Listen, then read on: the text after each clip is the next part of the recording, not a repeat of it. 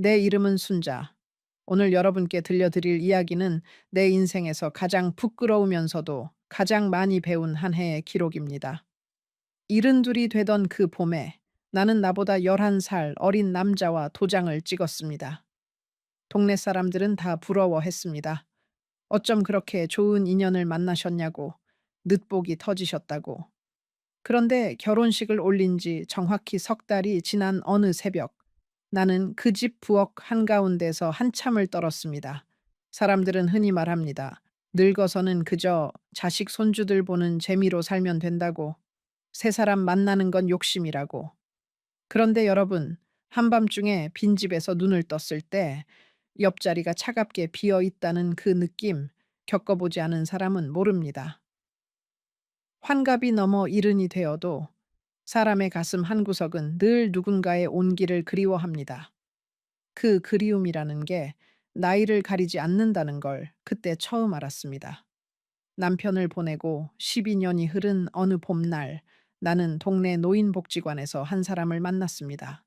키가 크고 머리에 흰 것이 듬성듬성 났지만 등이 굽지 않은 사람이었습니다.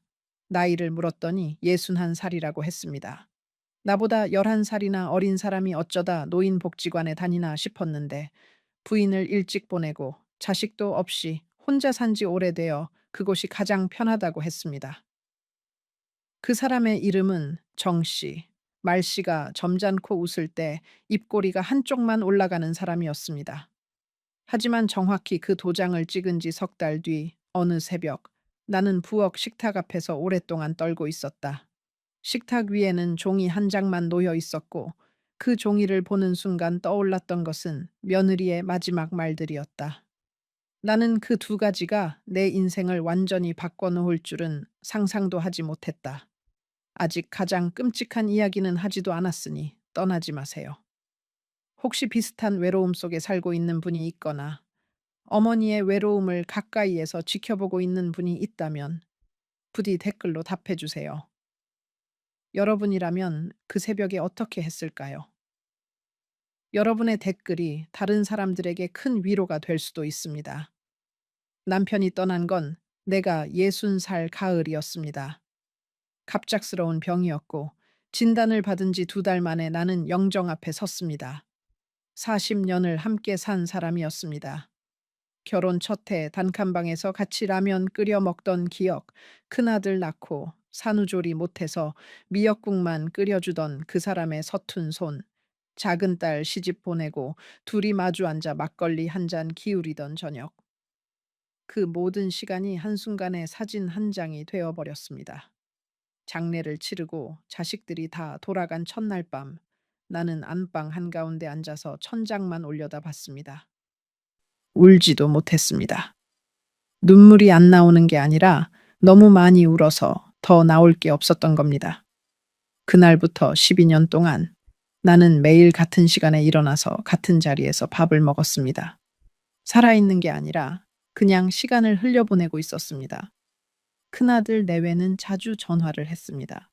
며느리는 착한 사람이었습니다. 추석이나 설에는 꼭 와서 사흘씩 묵고 갔고 손주들 데리고 와서 안방을 시끌벅적하게 채워주곤 했습니다.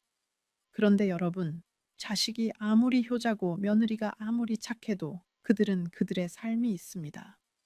명절이 끝나고 차 소리가 멀어지면 나는 다시 그 빈 방으로 돌아왔습니다. 손주들이 흘리고 간 과자 부스러기 하나를 한참 동안 손바닥에 올려놓고 들여다본 적도 있습니다. 그 부스러기가 마치 사람의 온기 같았습니다. 12년이라는 시간은 사실 짧은 시간이 아닙니다. 그 시간 동안 나는 2번의 큰 병을 앓았습니다.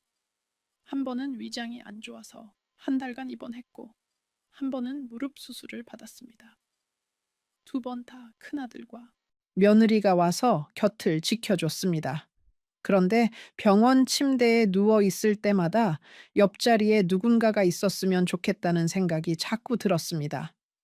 자식들은 와도 결국 자기 집으로 돌아갑니다. 그 마지막 발자국 소리가 멀어질 때마다 나는 천장을 보면서 한참을 누워 있었습니다. 그렇게 12년이 흘렀습니다. 72살 봄, 동네 노인복지관에서 봄나들이를 갔습니다. 벚꽃 구경을 간 거였는데 그 자리에서 정 씨를 처음 봤습니다. 사실 처음에는 별 관심도 없었습니다. 이른이 넘은 나이에 새 사람을 본다는 게 어디 가당키나 한 일입니까? 그런데 점심을 먹는 자리에서 정 씨가 내 옆에 앉았습니다. 반찬을 챙겨주고 물컵을 다시 채워주고 그렇게 작은 친절들을 베풀어 줬습니다.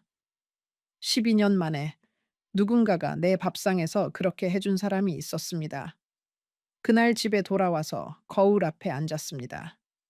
늘어진 눈가, 입가에 깊은 주름, 흰머리가 가득한 얼굴, 72이라는 나이가 그 거울 안에 다 담겨 있었습니다. 이런 얼굴로 누군가에게 마음이 흔들리는 것 자체가 우스운 일 같았습니다. 그런데도 그날 밤, 정 씨의 그 입꼬리 한쪽만 올라가는 웃음이 자꾸 떠올랐습니다. 그 뒤로 우리는 일주일에 두세 번씩 만났습니다.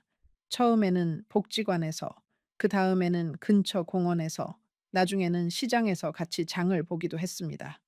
정 씨는 말이 많지 않았습니다. 그런데 내 이야기를 잘 들어줬습니다. 죽은 남편 이야기를 해도 싫은 내색을 하지 않았고 자식들 자랑을 늘어놓아도 같이 고개를 끄덕여 줬습니다. 어느 날 함께 시장 골목을 걷다가 정 씨가 자연스럽게 내 짐을 받아들었을 때 나는 40년 만에 처음으로 누군가의 손이 따뜻하다는 걸 새삼 느꼈습니다. 만난 지 한 달쯤 되었을 때 정 씨가 자기 집을 한번 보여주겠다고 했습니다. 시내 변두리의 작은 빌라였는데 들어서자마자 나는 좀 놀랐습니다. 혼자 사는 남자의 집이라고 믿기지 않을 만큼 단정했습니다. 거실에는 죽은 부인의 사진이 액자에 곱게 놓여 있었고 그 옆에는 조화가 한 송이 놓여 있었습니다. 그 사진을 보면서 나는 마음이 놓였습니다. 이 사람은 적어도 죽은 부인을 함부로 잊지는 않은 사람이구나 라는 생각이 들었습니다. 사실 그 사진 한 장이 나에게는 큰 신뢰의 증거가 되었습니다. 나중에 생각해보면 그 사진이야말로 가장 정교한 장식이었는데도 말입니다.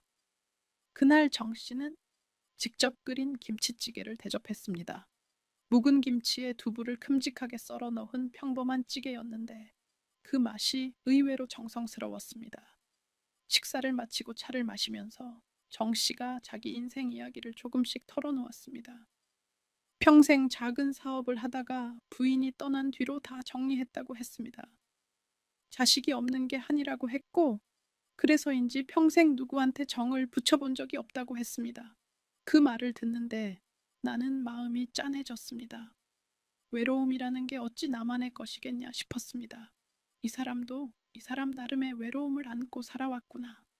그날 처음으로 나는 정 씨에게 동질감 같은 것을 느꼈습니다. 두 달이 지나고 정 씨가 말했습니다. 같이 살자고. 나는 그 말을 듣고 한참을 웃었습니다. 72이나 먹은 사람한테 같이 살자니 그게 어디 어울리는 말이냐고. 그러자 정 씨가 정색하고 말했습니다.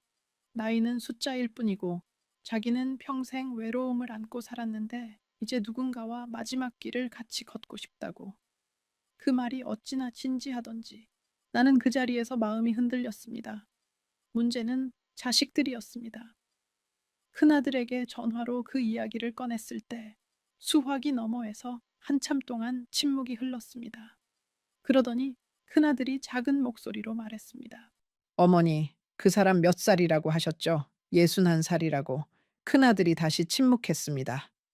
어머니, 한 번만 만나 뵙고 싶습니다. 다음 주 토요일에 며느리와 함께 우리 집으로 왔습니다. 정 씨를 마주 앉혀놓고 큰아들은 이것저것 물었습니다. 어디 사시는지, 가족은 어떻게 되시는지, 일은 어떤 걸 하셨는지. 정 씨는 차분하게 다 대답했습니다. 부인은 15년 전에 병으로 보냈고, 자식은 없고, 작은 사업을 하다가 정리하고 지금은 연금으로 산다고. 큰아들은 마지막에 한마디만 했습니다. 어머니가 행복하시다면 저는 반대하지 않겠습니다. 그런데 한 가지만 약속해 주십시오. 어머니의 재산은 어머니의 자식들 것입니다. 그 점은 처음부터 명확히 해 주십시오. 정 씨는 고개를 깊이 숙이며 당연한 말씀이라고 했습니다. 그날 큰아들 내외가 돌아간 뒤 며느리가 따로 내게 전화를 했습니다. 어머님, 솔직히 말씀드려도 될까요? 저는 그분이 좀 마음에 걸려요. 어머님이 아니라 어머님의 무언가를 보는 눈빛이 있어요. 그 한마디가 그때는 좀 야박하게 들렸습니다. 며느리가 너무 의심이 많구나. 어쩌면 시어머니가 새 사람을 만나는 게 맞득잖아서 그러는구나. 그렇게 넘겼습니다. 지금 생각하면 며느리는 그날 그 짧은 만남에서 내가 석 달 동안 보지 못한 무언가를 본 겁니다. 여자의 직감이라는 게 그렇게 무서운 것이었습니다. 며느리는 그날 한 가지 부탁을 더 했습니다. 어머님, 결혼하시더라도 통장과 도장만은 절대로 그쪽에 맡기지 마세요. 부동산 명의도 절대 함께 올리지 마시고요. 그건 어머님 자식들 것이니까요. 그 한마디가 그때는 너무 매정하게 들렸습니다. 며느리가 어떻게 그런 말까지 하나, 사위도 아니고 시어머니의 새 남편이 될 사람을 두고 어떻게 그런 계산을 하나 싶었습니다.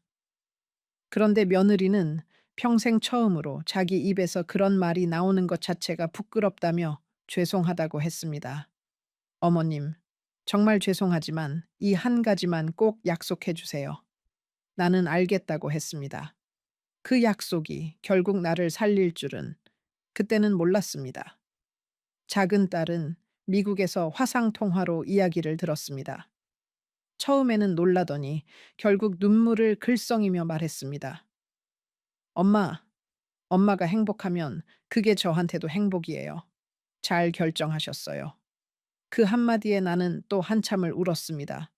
12년 동안 참아온 외로움이 자식의 그 한마디에 다 무너져 내렸습니다. 결혼식 날, 나는 미색 한복을 입었습니다. 큰아들이 내 팔짱을 끼고 식장에 들어섰고 정 씨는 단정한 양복 차림으로 나를 기다리고 있었습니다.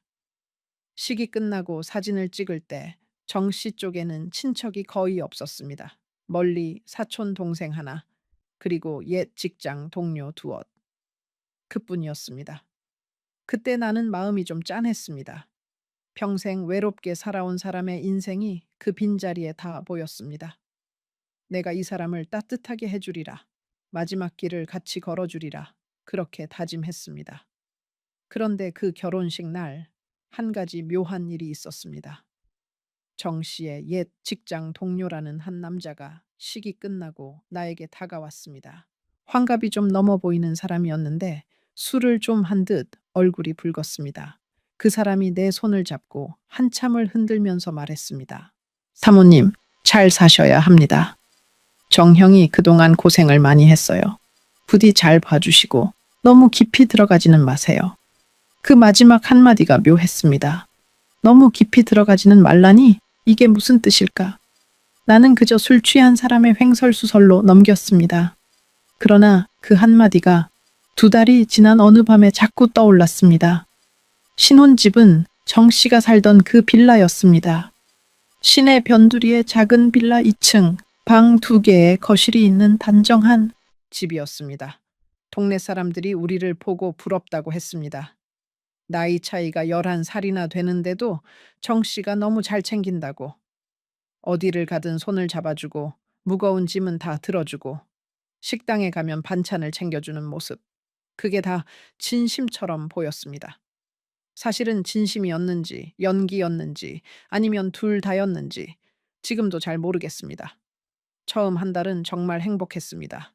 아침에 정 씨가 일어나서 거실을 정리하고 나는 부엌에서 된장찌개를 끓이고 둘이 마주 앉아서 텔레비전 보면서 밥을 먹었습니다. 저녁에는 함께 동네 산책을 했고 손을 잡고 걸었습니다. 72에 누군가의 손을 잡고 동네를 산책한다는 게 그렇게 부끄러우면서도 그렇게 좋았습니다. 동네 할머니들이 우리를 보고 한마디씩 했습니다. 세댁, 늙어서 인복이 터졌네. 그 말을 들을 때마다 나는 얼굴을 붉히고 웃었습니다. 그 첫 달의 어느 토요일 저녁, 정 씨가 나를 데리고 작은 한식당에 갔습니다. 마당에 등이 걸려 있는 오래된 집이었습니다. 그 자리에서 정 씨는 내게 작은 반지를 내밀었습니다. 결혼식 때는 정신이 없어서 반지도 제대로 못 주었다며 늦었지만 받아달라고 했습니다. 비싼 물건은 아니었습니다. 가는 금태에 작은 자수정이 박힌 단정한 반지였습니다. 그런데 그 반지를 받는 순간 나는 죽은 남편에게 또 한 번 미안해졌습니다. 동시에 이 사람이 진심이구나 라고 느꼈습니다. 그 반지 하나로 마지막 의심까지 다 풀어버린 셈이었습니다. 지금 생각하면 그 반지값이 얼마나 했을까요? 그 반지값보다 훨씬 큰 액수가 한 달 뒤부터 내 통장에서 빠져나가기 시작했으니까요. 그 첫 달에 우리는 사진도 많이 찍었습니다. 마당에서, 시장에서, 동네 카페에서. 정 씨는 사진 찍히는 걸 별로 좋아하지 않는 사람이었는데 그 한 달 동안만은 같이 잘 찍어줬습니다. 그 사진들 중 하나를 큰아들 내외에게 보냈더니 며느리가 답장을 했습니다. 어머님, 표정이 정말 밝으시네요. 그 한 줄이 그때는 그렇게 큰 위로가 됐는데 두 달 뒤에 다시 그 사진을 보니 정 씨의 표정이 어딘가 어색했다는 걸 알게 됐습니다. 사진 속 그 사람은 웃고 있는데 눈은 웃고 있지 않았습니다. 사진이라는 게 사람을 거짓말하지 못하게 하는 물건이라는 걸 그제서야 알았습니다.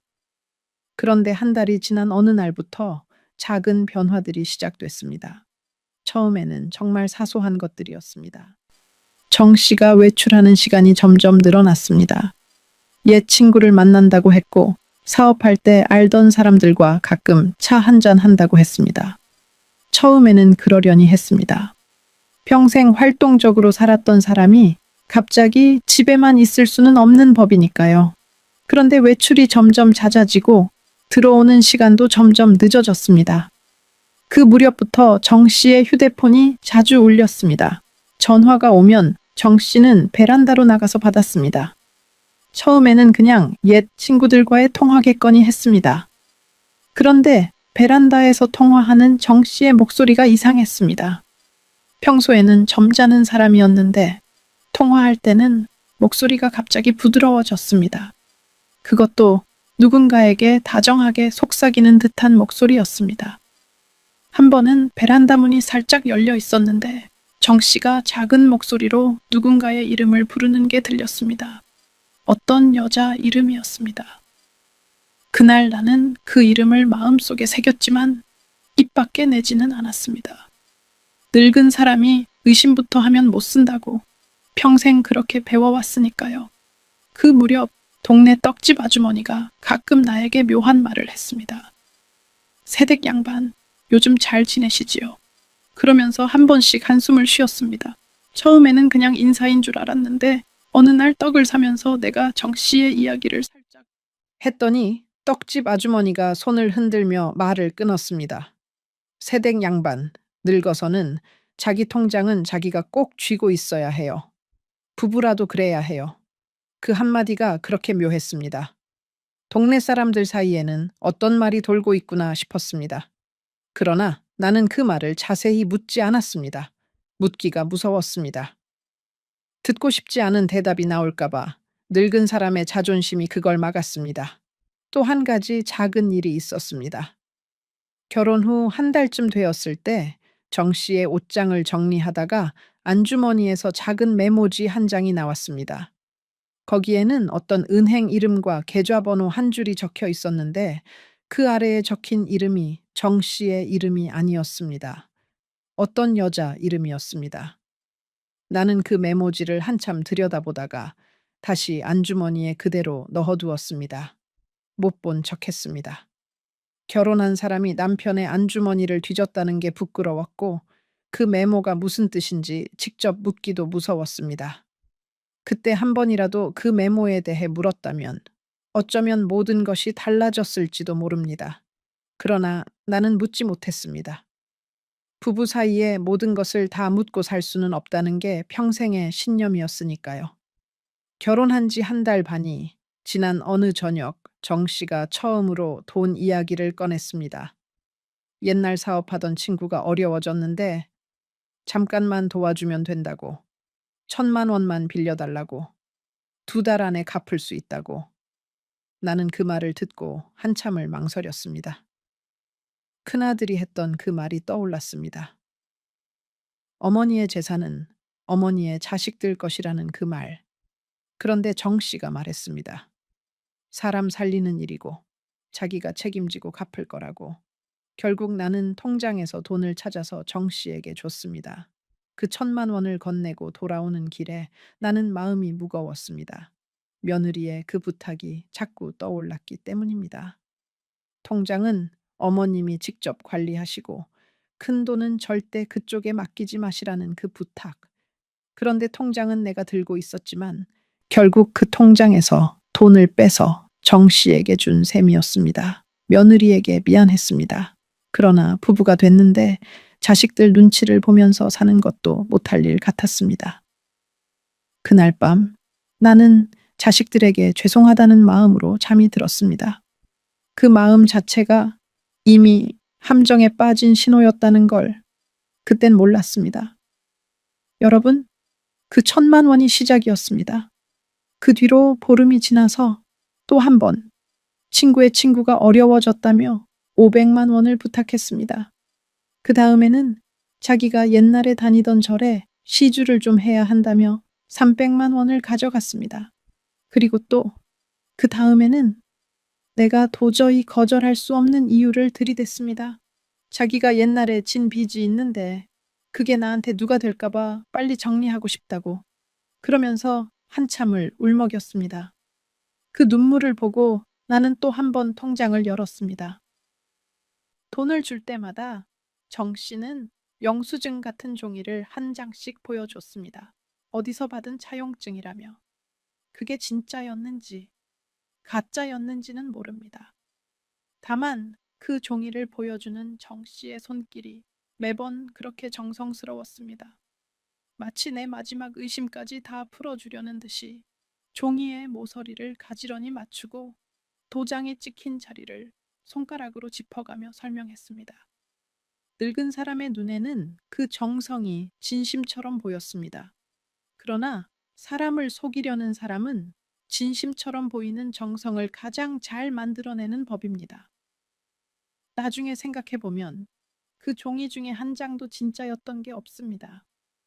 세 번째로 돈을 줬을 때 나는 통장을 정리하면서 처음으로 잔고를 자세히 들여다봤습니다. 결혼 전에 비해 거의 절반이 줄어 있었습니다. 그 숫자를 보고 나는 가슴이 철렁했습니다. 그래도 나는 그 자리에서 결심을 굳히지 못했습니다. 부부 사이에 한 번 시작된 돈 거래라는 게 한 번 끊는 게 그렇게 어려운 일입니다. 다음에는 안 된다고 해야지. 다음에는 꼭 거절해야지. 그렇게 마음 먹어도 정 씨가 다시 부드러운 목소리로 다가오면 그 결심이 흐물흐물해집니다. 늙은 사람의 결심은 젊은 사람의 결심보다 더 약합니다. 외로움이라는 게 결심의 뿌리를 갉아먹기 때문입니다. 네 번째로 돈을 부탁받았을 때는 정 씨가 평소와 다른 방식으로 다가왔습니다. 그날 저녁 정 씨가 식탁에 앉아서 한참을 침묵했습니다. 그러더니 갑자기 자기 손을 내 손 위에 얹고 말했습니다. 당신, 나 만나기 전에는 외로웠지요. 당신을 만나서 내가 살았어요. 그런데 지금 내가 이 한 가지 일만 정리하면 우리는 진짜 마지막 길을 평화롭게 같이 걸을 수 있어요. 그 말을 듣는 순간 나는 마음이 무너졌습니다. 외로움이라는 단어, 마지막 길이라는 단어. 그 두 단어를 묶으면 늙은 사람의 마음을 어떻게든 흔들 수 있다는 걸 정 씨는 잘 알고 있었던 겁니다. 그날 밤 나는 또 통장을 열었습니다. 그게 네 번째였습니다. 그 무렵부터 정 씨의 외출은 더 잦아졌습니다. 어떤 날은 점심 먹고 나가서 저녁이 되어서야 들어왔고, 어떤 날은 아예 다음 날 새벽에 들어왔습니다. 새벽에 들어오는 날이면 술 냄새가 났습니다. 결혼하고 처음 한 달 동안은 한 번도 그런 모습을 본 적이 없었는데 그 무렵부터는 자주 그랬습니다. 내가 무슨 일이냐고 물으면 사업하던 사람들과의 자리는 어쩔 수 없는 거라며 손을 저었습니다. 한 번은 정 씨가 새벽에 들어와서 안방에서 자다가 잠꼬대를 한 적이 있었습니다. 누군가의 이름을 불렀습니다. 그 이름은 베란다에서 들었던 그 여자의 이름이었습니다. 그날 새벽 나는 정 씨 옆에 누워서 천장만 바라봤습니다. 의심이 마음속에 자라기 시작한 게 그때부터였습니다. 석 달이 채 안 되는 사이에 내 통장에서 거의 4천만 원이 빠져나갔습니다. 큰아들이 그 사실을 안 건 정말 우연이었습니다. 명절을 앞두고 큰아들이 어머니 용돈을 보내드린다며 통장을 한번 보자고 했는데 거기서 잔고를 보고 깜짝 놀란 겁니다. 큰아들이 차분한 목소리로 물었습니다. 어머니, 이 돈 다 어디로 가셨어요? 나는 그제야 자초지종을 털어놓았습니다. 큰아들은 한참을 침묵했습니다. 그러더니 한마디만 했습니다. 어머니, 그 사람 안 갚을 거예요. 그 말을 듣는 순간 나는 가슴 한구석이 무너졌습니다. 그래도 인정하기 싫었습니다. 정 씨는 좋은 사람이고 우리는 부부고 그 사람 사정이 어려워서 잠깐 빌려준 것뿐이라고. 큰아들은 더 이상 따지지 않았습니다. 다만 한마디 덧붙였습니다. 어머니, 앞으로는 통장을 저한테 맡겨주세요. 어머니 이름으로 다른 통장을 하나 만들어 드리고 거기에서 매달 생활비만 쓰시는 게 좋겠어요. 나머지는 제가 관리하겠습니다. 나는 고개를 끄덕였습니다. 큰아들이 통장을 정리하던 그날, 나는 부엌에 앉아서 찬장에 있는 그릇들을 멍하니 바라봤습니다. 결혼하면서 내가 그 빌라로 가져온 그릇은 몇 개 안 됐습니다. 죽은 남편이 살아있을 때 같이 쓰던 사기 그릇 2개와 작은 딸이 미국에서 보내준 머그컵 하나, 그게 다였습니다. 나머지는 다 정 씨의 살림이었습니다. 그 그릇들을 보면서 나는 처음으로 깨달았습니다. 이 집은 내 집이 아니구나. 나는 손님처럼 잠깐 묵고 있는 거구나. 그 깨달음이 그렇게 쓸쓸했습니다. 결혼이라는 도장 한 장을 찍었다고 그 집이 내 집이 되는 게 아니었습니다. 진짜 내 집은 12년 동안 혼자 살았던 그 아파트였습니다. 문제는 그 다음 주에 일어났습니다. 큰아들이 통장 정리를 하고 돌아간 다음 주, 정 씨가 또 돈 이야기를 꺼냈습니다. 이번에는 1,500만 원이 필요하다고. 사업할 때 알던 사람한테 마지막 한 번만 도와주면 된다고. 나는 처음으로 정 씨의 말을 거절했습니다. 미안한데 더는 어렵다고. 통장을 큰아들이 관리하고 있다고. 그 말을 한순간 정 씨의 표정이 변했습니다. 정말 짧은 순간이었지만 나는 분명히 봤습니다. 그 사람의 눈빛에서 사라지는 어떤 빛, 그리고 그 자리에 들어서는 다른 무언가. 그날 밤부터 정 씨는 말수가 줄어들었습니다. 식사 시간에도 텔레비전만 들여다봤고 산책도 가지 않았습니다. 사흘이 지나자 정 씨가 다시 입을 열었습니다. 이번에는 부드러운 목소리가 아니었습니다. 부부가 됐는데 이런 일에 자식까지 끌어들이는 건 너무하지 않냐고, 자기를 못 믿느냐고, 그리고 한마디를 덧붙였습니다. 당신 자식들이 결국 당신을 외롭게 만들 거라고, 자기는 그러지 않을 사람이라고. 그 말을 듣고 나는 한참을 침묵했습니다. 그날 처음으로 정 씨가 다른 사람처럼 보였습니다. 2달 전 시장 골목에서 내 짐을 받아들던 그 사람과 지금 내 앞에 앉아 있는 이 사람이 같은 사람이 맞나 싶었습니다. 사람은 변하는 것일까요? 아니면 처음부터 그 사람이었는데 내가 보지 못한 것일까요? 그 질문에 대한 답은 그 다음 주에 알게 됐습니다. 그 사흘 동안 나는 잠을 거의 자지 못했습니다. 정 씨가 안방에서 코를 골며 자는 동안 나는 거실 소파에 앉아서 거실 창문 너머 밤거리를 바라봤습니다. 72이라는 나이가 그렇게 무겁게 느껴진 적이 없었습니다. 결혼이라는 게 이렇게 빨리 무너지는 거였구나. 평생 흔들리지 않을 줄 알았던 내 판단이 외로움 한 가지 앞에서 이렇게 가벼워질 줄은 정말 몰랐구나. 그 사흘 동안 나는 자존심과 현실 사이에서 한참을 흔들렸습니다. 자식들 앞에서 부끄러운 모습을 보이기 싫은 자존심과, 그러나 무언가 단단히 잘못되어 가고 있다는 현실. 그 2가지가 내 안에서 매일 밤 싸웠습니다. 잠시 후 여러분께 그 다음 주 새벽에 무슨 일이 있었는지 말씀드리겠습니다. 내가 부엌 식탁 앞에 서서 한참을 떨었던 그 새벽 말입니다. 그 전에 여러분께 한 가지만 묻고 싶습니다. 만약 여러분이 내 입장이라면 그 시점에서 어떻게 하셨겠습니까? 자식 말을 듣고 통장을 정리하셨겠습니까? 아니면 부부의 정을 생각해서 그냥 넘기셨겠습니까? 댓글로 솔직하게 알려주세요. 그 다음 주 화요일이었습니다. 정 씨가 외출을 하면서 자기 휴대폰을 식탁 위에 놓고 갔습니다. 평소에는 절대로 휴대폰을 두고 가지 않는 사람이었는데 그날은 무슨 일이었는지 식탁 위에 둔 채로 나갔습니다. 그런데 그 휴대폰이 자꾸 울렸습니다. 처음에는 무시했습니다. 남의 휴대폰을 들여다보는 건 부부 사이라도 해서는 안 되는 일이라고 생각했습니다. 그런데 1시간 동안 그 휴대폰이 10번도 넘게 울렸습니다. 결국 나는 휴대폰을 집어들었습니다. 화면에 뜬 이름이 익숙하지 않은 여자 이름이었습니다. 그런데 그 여자가 보낸 문자 미리 보기가 화면에 떠 있었습니다. 한 줄, 단 한 줄이었는데 그 한 줄을 보고 나는 그 자리에 주저앉았습니다. 그 여자는 정 씨에게 이렇게 적어 보냈습니다. 오빠, 그 할머니 통장 정리됐다며. 그럼 우리 계획은 어떻게 하자고? 약속 잊지 마.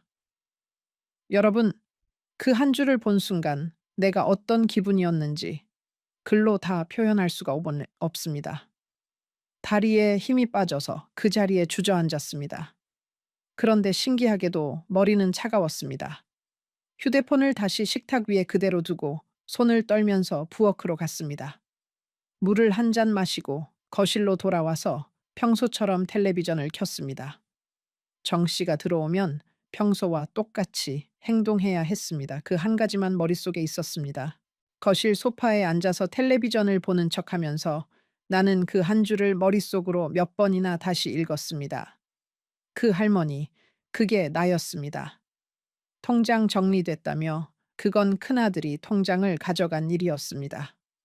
우리 계획. 그 두 글자가 가장 무거웠습니다. 정 씨에게는 처음부터 계획이라는 게 있었던 겁니다. 그 계획에는 내가 없었습니다. 내 자리는 그 계획의 도구일 뿐이었습니다. 72이 되어서야 처음으로 나는 누군가의 도구로 살았다는 사실을 알게 됐습니다. 그것도 결혼이라는 이름으로요. 그 깨달음이 어찌나 무거운지 텔레비전 화면이 흐릿하게 보일 정도였습니다.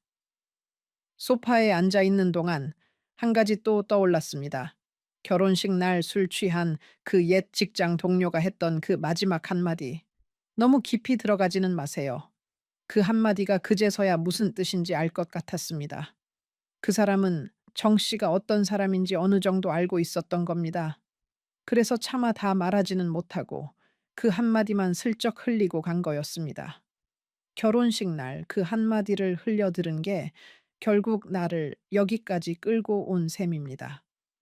사람의 인생에는 이렇게 작은 경고들이 곳곳에 흩어져 있는데 우리는 보고 싶은 것만 보고 듣고 싶은 것만 듣다가 결국 무너집니다. 늙어서야 깨닫습니다. 그 작은 경고들을 흘려듣지 않는 것이 사람을 살리는 일이라는 것을. 정 씨는 저녁이 다 되어서 들어왔습니다. 휴대폰을 보고 깜짝 놀라는 척했지만 그 눈빛에는 의심이 있었습니다. 내가 이걸 봤을까? 안 봤을까? 정 씨는 휴대폰을 챙기더니 자연스럽게 말했습니다. 아이고, 정신없이 두고 갔네. 별일 없었지. 나는 미소를 지으면서 고개를 끄덕였습니다. 별일 없었어요. 그날 저녁상은 평소처럼 차렸고 정 씨는 평소처럼 갈치를 굽어달라고 했고 나는 평소처럼 갈치를 구웠습니다.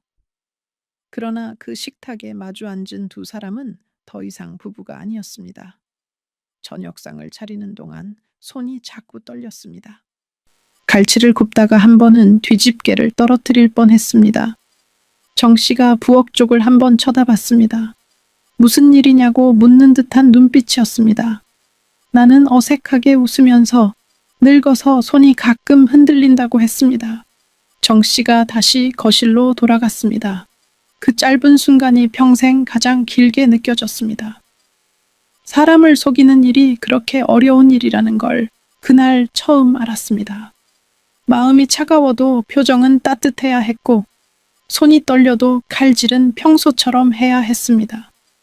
그 모든 것을 한꺼번에 해내면서 나는 마음속으로 죽은 남편에게 말을 걸고 있었습니다. 여보, 한 번만 도와줘. 오늘 밤만 무사히 넘기게 해줘. 저녁을 먹는 동안 정 씨는 평소보다 말이 많았습니다. 무언가를 살피는 듯한 말이었습니다. 당신, 오늘 하루 종일 뭐 했어? 친구한테서 연락 온 거 있어? 그런 작은 질문들이 평소와는 좀 달랐습니다. 평소에 정 씨는 그렇게 자질구레한 것을 묻는 사람이 아니었으니까요. 나는 평소처럼 무뚝뚝하게 대답했습니다. 종일 집에 있었어요. 별 연락 없었어요. 정 씨는 고개를 끄덕이면서 텔레비전을 봤습니다. 그러더니 한참 뒤에 다시 한번 물었습니다. 내 휴대폰 두고 갔는데 혹시 무슨 전화 왔어? 나는 그 자리에서 숨이 멎는 줄 알았습니다. 그러나 표정 하나 바꾸지 않고 말했습니다. 글쎄요, 잘 못 들었어요. 부엌에 있어서. 정 씨가 나를 한참 바라봤습니다. 그 시선이 그렇게 무거웠습니다. 그날 밤 정 씨는 안방에서 코를 골며 잤습니다. 11시쯤 되었을까요? 나는 살그머니 일어나서 부엌으로 나왔습니다. 식탁 앞 의자에 앉아서 한참을 떨었습니다. 무서워서 떤 게 아니었습니다. 화가 나서 떤 것도 아니었습니다. 그건 어떤 깨달음이었습니다. 72살이 되도록 사람을 보는 눈을 못 길렀구나. 외로움이라는 한 가지 감정에 평생을 일군 모든 것을 걸 뻔했구나. 식탁 위에는 그날 낮에 정 씨가 두고 간 또 다른 종이 한 장이 놓여 있었습니다. 정 씨가 외출하기 전에 펜으로 적어둔 메모였는데 거기에는 어떤 부동산 사무소의 전화번호와 작은 글씨로 적힌 한 줄이 있었습니다. 어머니 명의의 그 아파트, 매도 가능 금액 알아보기. 나는 그 한 줄을 한참 들여다봤습니다. 12년 동안 내가 살았던 그 아파트, 죽은 남편이 평생 일해서 마련한 그 집, 큰아들과 작은 딸이 자라난 그 집. 정 씨는 그 집을 어떻게 해보려고 했던 겁니다. 그 메모지를 들고 나는 한참 동안 식탁에 앉아 있었습니다. 펜으로 휘갈긴 글씨체가 그렇게 낯설게 느껴진 적이 없었습니다. 결혼식 때 도장 옆에 적었던 정 씨의 글씨와 같은 글씨였는데 두 글자의 무게가 너무 달랐습니다. 그 메모는 내가 모르는 사이에 진행되어 온 어떤 계획의 한 조각이었고 그 계획은 결혼식보다 훨씬 오래 전에 시작된 것이었을지도 모른다는 생각이 들었습니다. 어쩌면 노인복지관 봄나들이에서 정 씨가 내 옆에 앉았던 그 순간 이미 모든 것은 시작되었던 건 아닐까. 그 의심을 떨치기 위해 나는 머리를 흔들었지만 한 번 자라기 시작한 의심은 그렇게 쉽게 사라지지 않았습니다. 그 새벽에 부엌에서 한참을 떨고 나서 나는 한 가지를 결심했습니다. 큰아들에게 전화를 거는 건 아침까지 미루기로, 며느리에게 먼저 연락하기로. 왜였을까요? 큰아들에게 먼저 말하면 그 사람이 화부터 낼 것 같았습니다. 그런데 며느리, 그날 그 결혼 전에 정 씨를 보는 눈빛이 마음에 걸린다고 했던 그 며느리에게는 부끄러움보다 큰 무언가가 있었습니다. 나는 며느리에게 새벽 5시에 문자를 보냈습니다. 며느리야, 어머니 좀 도와줘. 그 문자를 보내기까지 나는 부엌 식탁 앞에서 1시간이 넘게 망설였습니다. 휴대폰을 꺼냈다가 다시 내려놓기를 몇 번이나 했습니다. 며느리에게 이런 부끄러운 일을 어떻게 말하나 싶었고, 또 한편으로는 며느리가 결혼 전에 분명히 말렸는데 내가 무시한 결과가 이거구나 싶어서 더욱 면목이 없었습니다. 그런데 식탁 위에 그 메모를 한 번 더 보고 휴대폰에 그 문자를 한 번 더 떠올리고 나니 자존심이라는 게 더 이상 사치라는 걸 알았습니다. 자존심을 지키느라 자식까지 잃을 수는 없었습니다. 결국 나는 손가락을 떨면서 그 7글자를 적었습니다. 며느리야, 어머니 좀 도와줘. 그 7글자를 보내고 나서 나는 처음으로 마음 한구석이 가벼워지는 걸 느꼈습니다. 며느리는 그 문자를 받자마자 전화를 걸어왔습니다. 아직 동이 트기도 전이었습니다. 어머님, 무슨 일이세요? 나는 그 자리에서 자초지종을 다 털어놓았습니다. 휴대폰에서 본 그 한 줄, 식탁 위에 그 메모, 4천만 원, 그 모든 것을. 며느리는 한참을 듣더니 차분한 목소리로 말했습니다. 어머님, 일단 진정하시고요. 아침에 정 씨가 일어나기 전에 어머님 짐을 챙겨서 우리 집으로 오세요.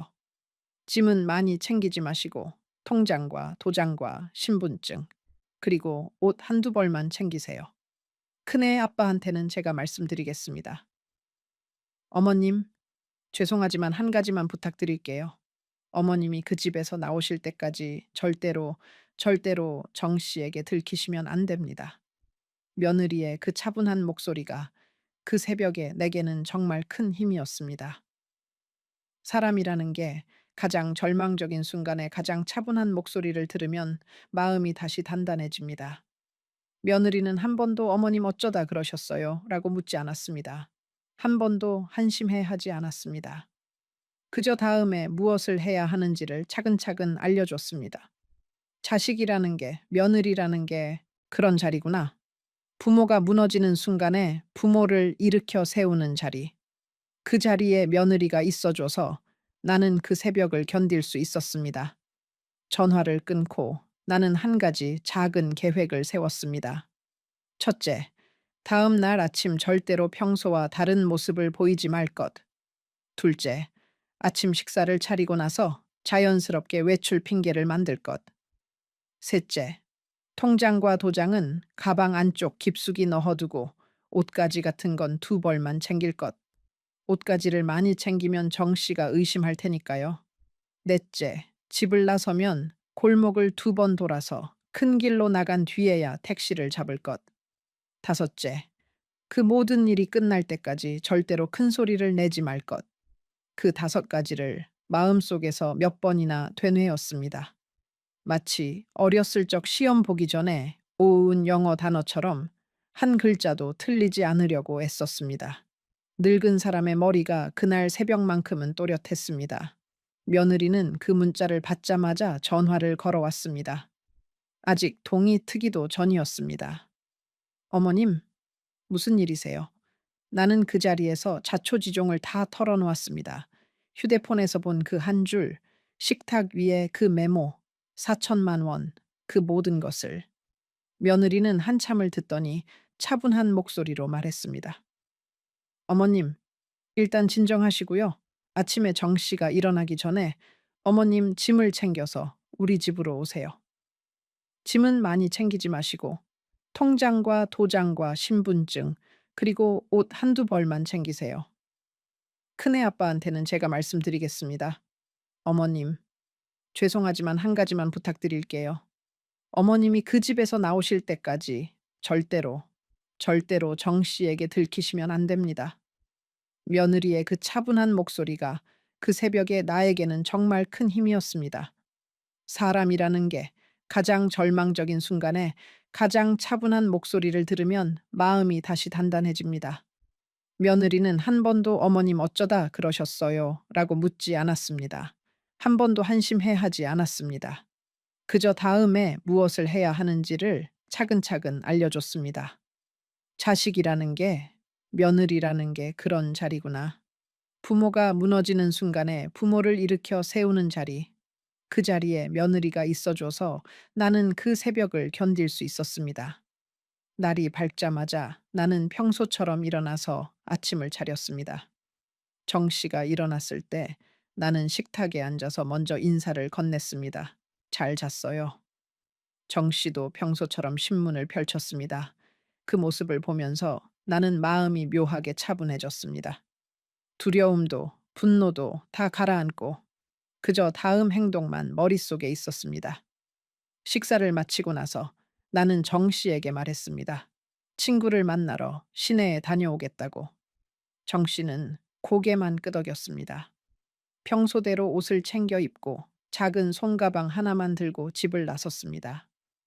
며느리가 말한 대로 통장과 도장과 신분증, 그리고 옷 두 벌. 그게 전부였습니다. 그 빌라 계단을 내려오는데 다리가 후들거렸습니다. 정 씨가 지금 창문으로 나를 내려다보고 있을지도 모른다는 생각에 한 번도 뒤를 돌아보지 못했습니다. 골목을 돌고 큰 길로 나와서야 나는 택시를 잡았습니다. 그 빌라 계단을 내려오는 그 짧은 시간이 내 평생 가장 길게 느껴진 시간이었습니다. 한 계단 한 계단 내려갈 때마다 정 씨가 갑자기 문을 열고 나와서 나를 부를 것 같았습니다. 어디 가는데 짐이 그렇게 무거워? 라고 물을 것 같았습니다. 그런 상상이 머릿속에 가득해서 다리가 후들거리고 숨이 가빴습니다. 그러면서도 발걸음은 평소처럼 천천히 내디뎌야 했습니다. 빨리 가면 의심을 살 테니까요. 그 짧은 거리를 걸어 나오면서 나는 72회의 인생에서 가장 긴 연기를 한 셈이 되었습니다. 택시 안에서 며느리에게 전화를 걸었습니다. 그제서야 눈물이 쏟아졌습니다. 운전기사가 백미러로 나를 한번 쳐다봤는데 아무것도 묻지 않고 그저 조용히 운전을 했습니다. 큰아들 집에 도착했을 때 며느리가 마당까지 뛰어나왔습니다. 며느리가 내 손을 잡고 울었습니다. 어머니, 어머니. 그 한마디만 반복했습니다. 나는 그 자리에 무릎이 꺾여 주저앉았고 며느리는 내 옆에 같이 앉아서 등을 쓰다듬었습니다. 며느리의 손이 따뜻했습니다. 결혼식 날 정 씨가 잡았던 손과는 비교할 수 없을 정도로 따뜻했습니다. 며느리는 그 자리에서 한참을 나와 함께 앉아 있다가 천천히 일어나 나를 부축해서 집 안으로 들어갔습니다. 며느리는 그날 회사를 쉬고 나를 기다리고 있었던 겁니다.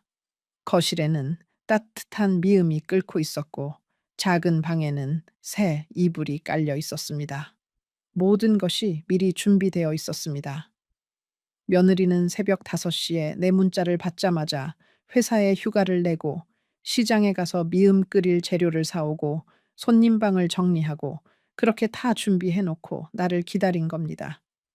그 마음이 어떻게 지나갔을지 나는 그날 처음 깨달았습니다. 며느리라는 자리가 그렇게 무거운 자리였다는 것을 72이 되어서야 알았습니다. 저녁이 되자 큰아들이 퇴근해서 들어왔습니다. 큰아들은 화를 내지 않았습니다. 다만 차분한 목소리로 말했습니다. 어머니, 며칠 여기 계시면서 진정하세요. 그쪽 일은 제가 변호사를 통해서 정리하겠습니다. 다행히 결혼한 지 3달밖에 안 됐고 어머니의 부동산은 그쪽 명의로 넘어가지 않았으니 정리는 어렵지 않을 거예요. 다만 그 4천만 원은 돌려받기 어려울 것 같습니다. 나는 고개를 끄덕였습니다. 그 돈은 이미 마음에서 보낸 돈이었습니다. 그날 밤 나는 며느리가 깔아준 이불에 누워서 한참을 울었습니다. 우는 소리가 새어나갈까봐 이불을 머리끝까지 뒤집어 쓰고 울었습니다. 그런데 어느 순간 며느리가 조용히 방으로 들어왔습니다. 며느리는 아무 말도 하지 않고 그냥 내 옆에 누웠습니다. 그리고 내 손을 잡았습니다. 며느리의 손은 따뜻했습니다. 죽은 남편의 손, 그리고 결혼식 날 내 손을 잡았던 정 씨의 손, 그리고 며느리의 손. 평생 누군가의 손을 잡으며 살아왔는데 그날 밤 며느리의 손이 가장 따뜻했습니다. 큰아들 집에서 머무는 동안 손주들도 매일 학교가 끝나면 내 방으로 들어왔습니다. 큰 손녀는 중학생이었는데 학교에서 있었던 일을 조잘조잘 들려주곤 했습니다. 둘째 손자는 초등학생이었는데 들어오자마자 내 무릎에 앉아서 동화책을 읽어달라고 했습니다. 처음 며칠은 그 손주들의 얼굴조차 똑바로 못 봤습니다. 부끄러워서, 그리고 미안해서. 손주들 보기 부끄럽다는 게 가장 큰 자책이었습니다. 그런데 며느리가 어느 날 저녁 조용히 말했습니다. 어머님, 손주들은 아무것도 몰라요. 그냥 할머니가 우리 집에 놀러 오셨다고만 알아요. 그러니 부끄러워하지 마시고 손주들과 좋은 시간 보내세요.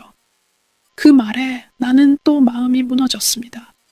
며느리는 손주들에게도 내 자존심을 지켜준 겁니다. 큰아들 집에서 보내는 매일이 사실 굉장히 단순했습니다. 아침에 일어나서 며느리와 함께 부엌에서 아침을 차리고 큰아들과 손주들을 먹여보낸 다음 며느리와 둘이 차를 마시며 텔레비전을 봤습니다. 점심은 가볍게 먹었고 오후에는 동네 산책을 다녔습니다. 며느리가 일을 쉬면서 나와 함께 시간을 보내준 거였습니다. 사실 며느리는 작은 회사에 다니고 있었는데 그 2주 동안 휴가를 다 쓰고 내게 매달려 있었습니다. 나중에 그 사실을 알고 나는 며느리에게 정말 미안하다고 했습니다. 며느리는 웃으면서 말했습니다. 어머님, 그게 휴가지 뭐예요? 어머님 모실 시간이 있는 게 저한테는 큰 휴가예요. 한마디에 나는 또 며느리의 손을 잡고 한참을 있었습니다. 며느리와 산책을 하면서 나는 가끔 정씨 이야기를 꺼냈습니다. 며느리는 그때마다 묻는 만큼만 답해줬습니다. 캐묻지도 않았고 비난하지도 않았습니다. 어느 오후 동네 공원 벤치에 앉아서 햇살을 쬐고 있을 때 며느리가 작은 목소리로 말했습니다. 어머님, 사람을 한 번 잘못 본 게 어머님 잘못이 아니에요. 사람을 잘못 보게 만드는 건 사실 그 사람이 아니라 우리가 누군가를 너무 절실하게 원할 때 그렇게 보이는 거예요. 어머님은 그저 누군가를 절실하게 원하셨을 뿐이에요. 그게 부끄러운 일은 아니에요. 그 말이 그렇게 위로가 됐습니다. 72에 처음으로 나는 며느리에게서 어머니 같은 따뜻함을 받았습니다. 며칠 뒤 정 씨한테서 연락이 왔습니다. 큰아들이 그 전화를 받았습니다. 정 씨는 큰아들에게 한참을 사정했답니다. 자기는 정말 어머니를 사랑한다고. 그 여자는 옛날 알던 사람일 뿐이라고. 어머니가 오해하신 거라고. 한 번만 만나게 해달라고. 큰아들은 그 말을 다 듣고 나서 한마디만 했답니다. 그쪽 휴대폰에 그 여자가 보낸 문자가 있을 겁니다. 그 문자 내용을 어머니가 다 보셨습니다. 그 한 문장이면 충분하지 않겠습니까? 그 말 끝에 정 씨는 한참을 침묵했고 결국 알겠다고 하고는 전화를 끊었답니다. 그 전화가 있고 사흘 뒤 정 씨 쪽에서 또 한 번 연락이 왔습니다. 이번에는 정 씨가 아니라 그 여자였습니다. 큰아들의 회사로 직접 전화를 걸어왔습니다. 큰아들이 회의 중이라 전화를 받지 못했고 그 여자는 자기 이름도 남기지 않은 채 한마디만 남겼습니다. 어머님, 통장에 들어있던 돈 우리도 다 쓴 게 아니에요. 일부는 돌려드릴 수 있어요. 그러니 일을 너무 크게 만들지 말아주세요. 큰아들은 그 메시지를 듣고도 답신을 보내지 않았습니다. 그날 저녁 큰아들이 나에게 그 메시지 이야기를 들려주면서 말했습니다. 어머니, 일부 돌려준다는 건 결국 또 다른 함정일 가능성이 높습니다. 그쪽이 정말 돌려줄 마음이었으면 변호사를 통해서 정식으로 했을 거예요. 그 말이 맞았습니다. 그 뒤로 그 여자한테서는 다시는 연락이 없었습니다. 그 이야기를 듣고 나는 큰아들에게 한마디를 했습니다. 잘했다. 그 한마디가 그렇게 나오기까지 며칠이 걸렸습니다. 그동안 나는 계속 자책했습니다. 왜 사람을 그렇게 쉽게 믿었을까? 왜 며느리 말을 더 신중하게 듣지 않았을까? 왜 외로움이라는 그 한 가지 감정에 평생을 일군 모든 것을 걸 뻔했을까? 그런데 며느리가 어느 날 저녁에 나에게 말했습니다. 어머님, 외로워서 그러신 게 무슨 죄예요? 사람이라면 누구나 그래요. 그 말이 왜 그렇게 위로가 됐는지 모릅니다. 그렇게 한 달이 지났습니다. 나는 큰아들 집에서 보름을 머물고 다시 내 아파트로 돌아왔습니다. 큰아들과 며느리가 청소를 깨끗이 해놓았고 새 이불도 꺼내놓았고 냉장고에는 반찬도 가득 채워져 있었습니다. 식탁 위에 며느리가 써놓은 쪽지가 있었습니다. 어머님, 첫날 밤만 견디시면 됩니다. 두 번째 밤부터는 괜찮아져요. 사랑해요, 어머님. 그 쪽지를 들고 나는 또 울었습니다. 그런데 그 울음은 12년 전 남편을 보낼 때의 울음과는 달랐습니다. 그때는 아무것도 남지 않은 사람의 울음이었다면 지금은 적어도 누군가 나를 기다려주고 있다는 걸 아는 사람의 울음이었습니다.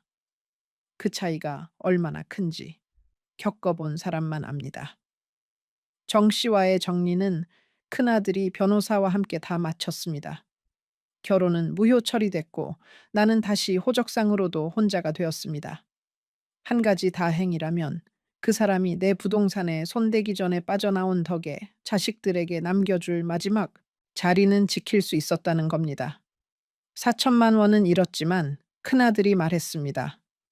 어머니, 큰돈 일은 셈치고 좋은 공부하셨다고 생각하세요. 저는 어머니가 무사히 돌아오신 것만으로도 감사합니다. 며느리는 그 뒤로 일주일에 두세 번씩 우리 집에 왔습니다. 손주들도 데리고 왔고 가끔은 혼자 와서 같이 저녁만 먹고 가기도 했습니다. 며느리는 한 번도 정 씨 이야기를 꺼내지 않았습니다. 묻지도 않았고 비난하지도 않았습니다. 다만 어느 날 저녁 나와 둘이 식탁에 앉아서 차를 마시고 있을 때 며느리가 작은 목소리로 말했습니다. 어머님, 그래도 그 2달 동안 행복한 순간들도 있으셨죠. 그건 진짜였잖아요. 그것까지 다 부정하실 필요는 없어요. 며느리 말이 맞았습니다. 결혼 첫 달, 동네에서 손을 잡고 산책하던 그 저녁들, 동네 할머니들이 우리를 보고 부럽다고 하던 그 표정들, 정 씨가 입꼬리 한쪽만 올리며 웃던 그 얼굴, 그 모든 것이 거짓이었다고 해도 내가 느낀 그 잠깐의 따뜻함은 진짜였습니다. 그걸 부정하는 건 12년 동안 외로움을 견뎌낸 나 자신을 부정하는 일이기도 했습니다. 그래서 나는 그 석 달의 기억을 통째로 미워하지 않기로 했습니다. 이 이야기를 시작하면서 나는 여러분께 부끄러운 이야기라고 했습니다. 지금도 부끄럽습니다. 72이나 먹은 사람이 외로움 하나 못 이겨서 사기를 당한 셈이니까요. 그런데 한편으로는 부끄럽지 않습니다. 사람이 사람을 그리워하는 게 죄가 아니고 따뜻한 손을 다시 한번 잡고 싶었던 게 잘못이 아니라는 걸 이제는 압니다. 다만 한 가지 여러분께 꼭 드리고 싶은 말씀이 있습니다. 외로움이라는 감정은 사람을 가장 약하게 만드는 감정입니다. 그리고 그 약한 사람을 노리는 사람들이 세상에는 생각보다 많습니다. 특히 우리 같은 노인들이 그렇습니다. 자식들에게 짐이 되기 싫어서 외롭다는 말을 입 밖에 내지 못하고 속으로만 사귀다가 어느 날 누군가가 따뜻한 말 한마디만 건네도 그 사람에게 모든 것을 걸어버립니다. 나도 그랬습니다. 그러니 부탁드립니다. 외롭다는 말 자식들에게 해도 됩니다. 그게 자식들에게 짐이 아닙니다. 짐이 되는 건 외로움을 혼자 사귀다가 엉뚱한 사람에게 마음을 걸어서 결국 자식들이 뒷수습을 하게 만드는 일입니다. 그리고 또 한 가지. 새로운 인연을 만나는 게 잘못은 아닙니다. 다만 그 인연에 모든 것을 한 번에 걸지는 마십시오. 시간을 두고 그 사람의 가족을 보고 그 사람의 친구를 보고 그 사람의 과거를 보십시오. 사랑이라는 게 노인들에게는 더 빨리 오는 것 같지만 사실 그건 사랑이 아니라 외로움이 만든 환영일 때가 많습니다. 요즘 나는 다시 그 아파트에서 혼자 삽니다. 80이 된 지금 12년 전 70이 되기 전의 일상과 비슷하지만 그때와는 다릅니다. 일주일에 한 번씩 며느리가 손주들 데리고 오고 한 달에 한 번은 큰아들이 저녁을 사주고 작은 딸과는 매일 영상통화를 합니다. 외롭지 않냐고요? 외롭습니다. 사람은 누구나 외롭습니다. 그런데 그 외로움을 이제는 다른 방식으로 견디는 법을 배웠습니다. 저녁에 가끔 죽은 남편 사진을 꺼내놓고 이야기를 합니다. 여보, 내가 석 달 동안 큰일을 칠 뻔했어. 당신이 나를 살린 거지. 큰아들 키울 때 당신이 그렇게 단단한 사람으로 키워놨으니까. 그러면 사진 속의 남편이 빙그레 웃는 것 같습니다. 그 웃음에 나는 조금 위로를 받습니다. 그리고 정 씨라는 사람도 가끔 생각합니다. 미워하지는 않습니다. 다만 다시 보고 싶지는 않고 그 사람이 어디서든 마지막에는 좋은 사람으로 돌아가기를 바랄 뿐입니다. 그게 그 사람을 위한 것이기도 하지만 사실은 나 자신을 위한 것이기도 합니다. 이 이야기를 마치기 전에 한 가지 더 말씀드리고 싶습니다. 그 새벽에 부엌 식탁에서 정 씨의 그 메모를 봤을 때 내가 그 자리에서 정 씨를 깨워 따져 물었다면 어떻게 됐을까요? 아마 좋게 끝나지 않았을 겁니다. 그 사람은 이미 계획이 있었고 나는 그 계획을 알아챈 사람이었으니까요. 그날 밤 내가 침착하게 며느리에게 먼저 연락하고 다음 날 아침 평소처럼 행동하고 친구를 만나러 간다는 핑계로 집을 나선 것은 사실 며느리가 미리 알려준 방법이었습니다. 자식이라는 게, 며느리라는 게 그런 겁니다. 부모가 보지 못하는 위험을 미리 보고 부모가 다칠 수도 있는 자리에 그늘을 미리 만들어 둡니다. 우리 며느리도 그랬습니다. 결혼 전에 정 씨를 한 번 만나고 나서 그 눈빛이 마음에 걸린다고 했던 그 한마디가 결국 나를 살린 한마디였습니다. 여러분, 이 이야기를 들으시면서 어떤 분은 한심하다고 하실 수도 있습니다. 어떤 분은 안타깝다고 하실 수도 있습니다. 어떤 분은 비슷한 일을 겪고 계셔서 가슴이 무너지실 수도 있습니다. 어떤 마음으로 들으셨든 끝까지 들어주셔서 정말 감사합니다. 마지막으로 이 말을 꼭 남기고 싶습니다. 외로움은 죄가 아니지만 외로움 때문에 판단이 흐려질 수는 있습니다. 그러니 외로울 때일수록 가족에게 손을 뻗으십시오. 자존심 때문에 짐이 되기 싫어서 그 손을 거두지 마십시오. 그 손이 결국 여러분을 살립니다. 나를 살린 건 결국 며느리의 새벽 한 통 전화와 큰아들의 차분한 한마디였습니다. 이 이야기가 여러분의 마음에 깊은 흔적을 남겼다면 지금 화면에 나타나는 그 영상을 꼭 계속 시청해 주세요. 그곳에는 이 이야기보다도 훨씬 더 감동적인 이야기가 기다리고 있습니다. 그냥 지나쳐 버린다면 분명 후회하게 될 거예요. 지금 바로 화면에 보이는 그 영상을 눌러주세요.